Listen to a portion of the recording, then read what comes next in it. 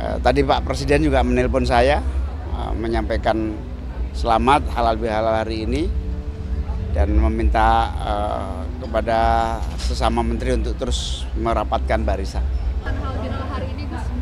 Ya, alhamdulillah hari ini banyak teman-teman, banyak para kolega, banyak kiai yang berkenan hadir di halal bihalal yang saya dan keluarga laksanakan. Tentu apresiasi, rasa hormat dan terima kasih juga kepada teman-teman semua yang hadir, yang mana halal bihalal ini momentum penting agar menyatukan hati, memaafkan satu dengan yang lain, dan tentu saja mendekatkan tali kekeluargaan dan persaudaraan. Gus, tadi kan Pak Kiai Maruf bilang ini wejangan untuk kabinet sekarang ini untuk mengerjakan hal-hal yang prioritas dulu. Mungkin barangkali ada tanggapan terkait ini. Ya, semua masukan penting ya. Terima kasih. Saya kira kabinet akan terus didorong oleh satu konsolidasi kerjasama, antisipasi dan sinergi untuk mengatasi semua persoalan dengan cepat. Jadi artinya ada sedikit pembahasan tentang kabinet di pertemuan hari ini? Iya, lebih banyak soal umum-umum aja sih, nggak spesifik.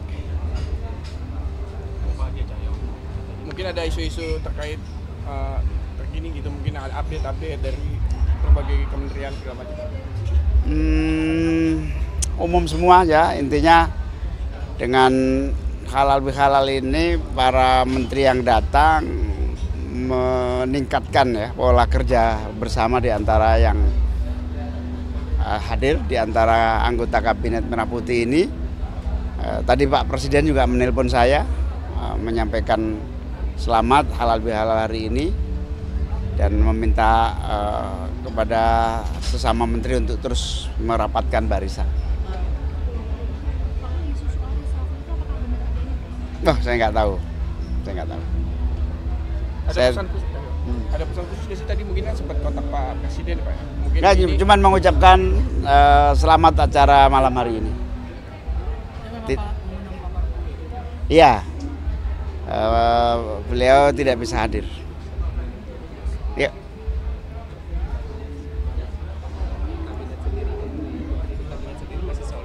Saya nggak pernah dengar isu itu di internal pemerintahan, nggak ada. Ya, makasih ya, makasih semua. Saya kira ini Caimin mengatakan kita akan kalau kemarin itu di bulan Ramadan itu yang kita perbaiki hubungan kita dengan Allah, disambung. Nah sekarang disambung antara kita dengan kita manusia, silaturahim. Nah ini orang Indonesia paling pintar. Tidak ada di negara lain yang bisa membuat satu cara bersilaturahim yang efektif. Dua, satu halal bihalal. Itu nggak ada di negara lain. Itu untuk bersilaturahim. Kedua, mudik. Mudik itu kan silaturahim. Nggak ada di negara lain. Itu cara kita membangun hubungan silaturahim itu. Dan itu terus harus dibangun karena silaturahim itu kan menyambung kembali tali sesama saudara. Saudara seagama, saudara sebangsa, dan saudara sesama manusia itu. Rahim itu satu rahim, ya rahim ibu. Jadi semua kita ini dianggap satu rahim ibu, baik sebagai sesama Muslim, ukhuwah Islamiyah, sebagai bangsa, ukhuwah wataniyah, baik sebagai manusia. Karena kita semua dari Bapa yang satu, Ibu yang satu, Adam dan Hawa. Kan sebenarnya saudara semua itu. Saudara. Nah itu yang harus disambung terus. Karena itu tidak boleh ada konflik. Ya. Tapi jangan hanya formalistik. Hanya ketemu. Kenapa? Karena harus dihilangkan sekatnya, permusuhannya, dendamnya harus hilang. Dari mana itu? Hatinya. Jadi yang harus diperbaiki dalam silaturahim itu membersihkan kembali hatinya. Karena kalau hatinya tidak baik itu perilakunya tidak baik. Kalau ada orang cemberut, itu hatinya berarti tidak baik. Kalau ada orang ngomongnya sengak, itu berarti hatinya tidak baik. Karena itu kita mulai bersilaturahim, berhalal bihalal dengan membersihkan hati kita. Saya kira itu Ada suasananya di dalam, mungkin ada wejangan khusus kepada Kabinet saat ini. Iya. Ini kan Ada wejangan halal bihalal pertama. Ya, saya kira kita semua tahu bahwa situasi sekarang itu kan tidak baik-baik saja. Karena itu harus bekerja keras, harus bersatu, harus mengambil langkah-langkah yang terbaik, lebih mengutamakan yang mana yang harus prioritas yang didahulukan. Saya kira itu aja. Sebelumnya sempat ketemu Mas Gibran menteri di kabinet soal ke Solo dan menimbulkan isu ada beberapa menteri di kabinet soal ke Solo ke Pak Jokowi. Tapi ini kemudian muncul narasi munculnya dualisme kepemimpinan dan ini.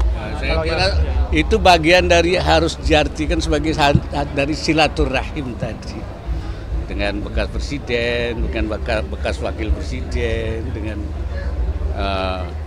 yang lain-lain juga. Ini ancaman nggak jadi ancaman ke kepemimpinan Pak Prabowo nggak? Ya kalau hatinya bersih semua tidak ada ancaman. Hatinya kan dibersihkan dulu. Pak Nggak Yai ada ancaman. sempat ketemu Mas Gibran bahas apa Pak Yai? Ya silaturahim juga. Ya, Ada silaturahim. pesan yang disampaikan ke Mas Gibran nggak Pak Yai kemarin? Ya ngobrol biasa lah. Harus saya sebagai orang lebih tua tentu memberikan banyak hal pengalaman saja. Saya kira terima kasih. Jadi soal rencana evakuasi Mungkin soal relokasi, wacana relokasi warga Palestina mungkin ada tanggapan.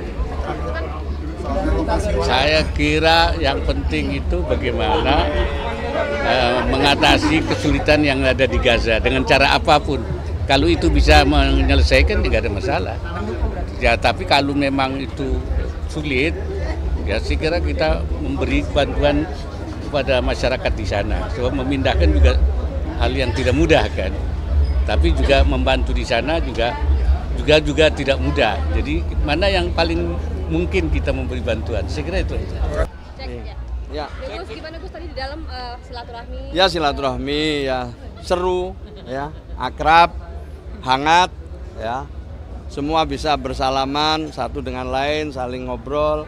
Ada Mas Ahmad Dhani, ada Raffi Ahmad, ada Mbak Mulan. Jadi tambah seru. Sekarang ada beberapa teman-teman yang menyumbangkan lagunya. Kalau saya juga menyumbangkan lagu dalam arti bikin lagu sumbang. Ya, jadi itu.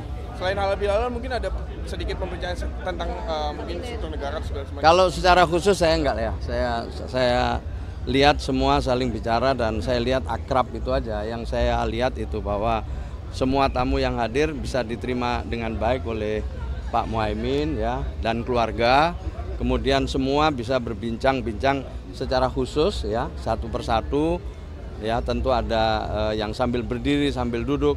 Saya sendiri tentu bersilaturahim ya, tanya kabar sedikit.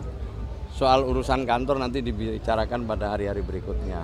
Gitu. Berarti nggak ada khusus untuk program-program antar? Tidak ada. Yang menyampaikan sambutan hanya tunggal Pak Muhaimin Iskandar selaku tuan rumah menyampaikan selamat datang, terima kasih dan sekaligus mohon maaf itu aja. Selebihnya ya perbincangan yang hangat itu tadi. Kerjaan berarti segala macam. Belum sampai di sana. Tapi memang setiap tamu bisa bicara secara khusus dengan Pak Muhaimin satu persatu gitu. Semangatnya soal lebaran ini nanti kabinet kedepannya akan gimana mungkin barangkali? Ya tidak hanya soal lebaran, pada saat hari libur pun kabinet kerja dengan baik gitu. Semua saya lihat ya anggota kabinet bekerja meskipun di hari libur. Ya. Soal reshuffle gimana? Soal reshuffle saya nggak pernah dengar itu ya. Ya. Ya kalau itu belum ada, cuman kita tentu siap-siap ya, diajak oleh Mensesnek untuk siap-siap, siapa tahu nanti ada arahan dari presiden, itu aja. Nah tentu Kementerian Sosial punya beberapa fasilitas ya, kalau toh itu misalnya nanti ada arahan yang bisa digunakan untuk evakuasi warga Gaza. Itu pun semua amat tergantung pada arahan presiden. Untuk kotanya katanya udah disiapkan Mas? Maksudnya? Kota yang akan dituju. Ya salah satunya, bukan di sana, salah satunya yang kita persiapkan itu di Pangkal Pinang. Terus soal rencana pemberian pahlawan kepada pahlawan nasional kepada Pak Oh, pahlawan nasional. Ya nanti kita sedang proses, tentu awalnya adalah masukan dari gubernur. Gubernur mendapatkan masukan dari bupati, wali kota, yang sebelumnya bupati, wali kota itu adalah masukan dari masyarakat lewat seminar dan lain sebagainya. Setelah seminar selesai, ada sejarawannya, ada tokoh-tokoh setempat, ya, dan juga narasumber lain yang berkaitan dengan salah seorang tokoh yang diusulkan jadi pahlawan nasional. Setelah itu nanti prosesnya naik ke atas ke gubernur, ada seminar lagi, setelah itu baru ke kami. Nah, di Kementerian Sosial nanti lewat Dirjen Pemberdayaan Sosial kita membuat tim, yang timnya juga terdiri dari berbagai pihak, ada akademisi, ada sejarawan, ada tokoh-tokoh agama, ada tokoh-tokoh masyarakat, membahas usulan-usulan dari gubernur-gubernur dari berbagai gubernur seluruh Indonesia. Nah, setelah itu nanti kita matangkan, saya akan mendiskusikan, memfinalisasi, kami tanda tangani, langsung kita kirim ke Dewan Gelar. Terus terkait dengan ada dinamika terkait dengan penolakan usulan pahlawan buat Pak Soeharto. Ya, tentu kita semua dengar ya, ini bagian dari proses, semua kita dengar, kita ikuti. Usulan dari masyarakat juga kita ikuti, normatifnya juga kita lalui. Kalau kemudian ada kritik, ada saran, tentu kami dengarkan. Terus update sekolah rakyat sudah berapa data yang disetorkan dari data? Ya, sekarang ini yang sudah siap tentu 53 titik. Ada lagi survei 80 titik yang saya tidak tahu nanti dari 80 titik itu ada berapa titik yang bisa dimulai tahun ini pula. Jadi yang bisa di tahun yang sudah pasti yang bisa dimulai tahun ini adalah 53 titik. Sementara 80 lagi masih sedang disurvei oleh Kementerian Pekerjaan Umum. Tetapi yang mengajukan secara keseluruhan baik itu revitalisasi gedung maupun juga lahan di atas 6 hektar udah lebih dari 280 kabupaten kota dan provinsi yang mengajukan. Dalam skala persen kira-kira berapa persen Gus terkait dengan persiapan sekolah rakyat itu? Kalau untuk yang 53 itu sudah 80-an persen. Ya, kira-kira 70 sampai 80%, tinggal sekarang rekrutmen siswanya. Untuk rekrutmen kepala sekolah sudah dimulai. Sekarang sudah masuk rekrutmen guru. Nah, yang melakukan rekrutmen ini adalah Dikdasmen, ya, dibantu tim yang lain. Sementara untuk yang lain-lain kita juga dibantu Kementerian Dalam Negeri juga. Kalau data siswa sudah masuk, Gus? Belum. Jadi data siswa itu nanti semuanya harus masuk di DTSen. DTSen desil 1 atau juga paling tidak desil 2. Jadi desil 1 dulu, karena di desil 1 itu ada yang miskin ekstrim. Nah, setelah itu baru nanti kalau sudah tidak ada baru ke desil 2. Jadi gitu ya, jadi harus masuk data dulu. Setelah itu diseleksi administrasi, diseleksi kesehatannya, lalu nanti ada wawancara dengan orang tua. Nah, setelah itu difinalkan dengan bupati wali kota setempat. Berarti daerah mana yang siap final untuk ya belum untuk sekarang untuk ini udah, tapi udah ada 53 itu yang mengusulkan kepala sekolah beberapa kabupaten kota. Yang melapor ke Des Komunikasi yang di Kalibata itu Sudah ada hampir 200 ya. Nanti Senin Selasa diteruskan, terakhir Selasa. Jadi kita sudah dengan Des itu kita sudah lebih detail lagi, sudah lebih rinci dengan kabupaten kota dan provinsi. Mudah-mudahan ya, mudah-mudahan tidak ada masalah. Juli nanti kita paling nggak bisa kita mulailah mungkin masa orientasi dulu gitu. Karena ini latar belakangnya, kemampuannya juga masih berbeda-beda. Gus, 53 titik itu di daerah mana aja Gus secara spesifik? Ya hampir di semua daerah, tapi terutama ya di Jawa, kemudian juga di Sulawesi Selatan ada, di Sulawesi, di Sumatera Selatan juga ada, di beberapa titik luar Jawa ada. Ya, tapi Jawa Barat, Jawa Timur dan Jawa Tengah juga ada, itu Banten juga ada. Jadi semuanya sedang diverifikasi, ya. Oke. Selesai ya, jelas ya. Jelas ya, makasih.